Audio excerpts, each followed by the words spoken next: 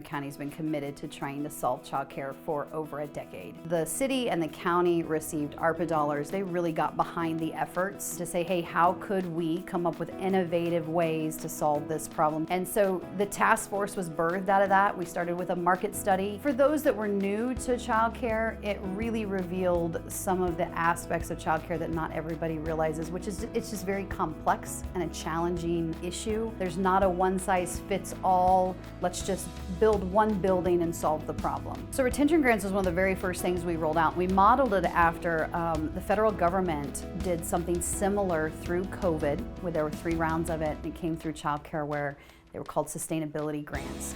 And honestly, had we not had those sustainability grants, regardless if you were a center or home, that's what allowed us to stay open. And so the retention grants pay every provider an equitable amount of funds. So everyone gets a certain dollar amount for a certain age of kid, regardless of how many kids they take care of. It was important for us that when we started looking for solutions that they were equitable, that the dollars were not just going to certain centers or certain home providers, but that everyone had easy access to funding to remain sustainable. One of the other initiatives we were able to roll out by leveraging our ARPA dollars was an infant incentive. One of the things that's able to do is the cost of care difference to take care of children, 0 to 12 months if you're a center, 0 to 18 months if you're a home provider. There is a vast difference, which is why a lot of centers and homes will opt out of it. Homes have an interesting dynamic because they lose a slot for every infant they care for. Home providers can have 10 children. If they take an infant, they lose 2 slots. And so by taking infant incentive dollars and being able to add to the retention grants, we were able to subsidize what they would have lost in 2023. Accelerator grants have been a really exciting thing. What's been great about the accelerator grants is the partnerships between all the different entities. It's really brought some fun, collaborative ways to solve this problem and specifically expand capacity with new slots. There's some really great wins with Haven. Haven got up and running very quickly.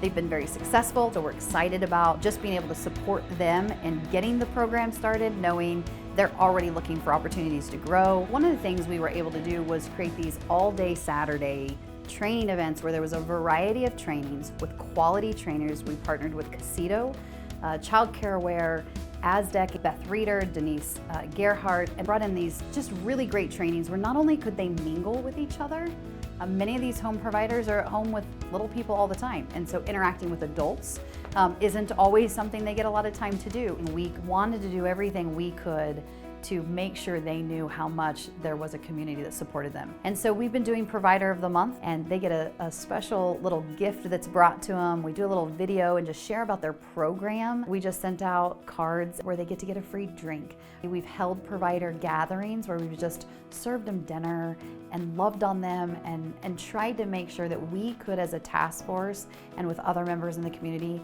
convey the community's care and compassion and love. Reno County is definitely in a place where we are being looked at as, how is this going to work out? K-State came into the community and held a conversation with providers and stakeholders around workforce development, and repeatedly they just kept saying, oh my goodness, we're so excited about Reno County. We're going to be watching. You guys are leaps and bounds ahead of others. It is really exciting for those of us that are on the task force to say, okay, we're headed on the right path.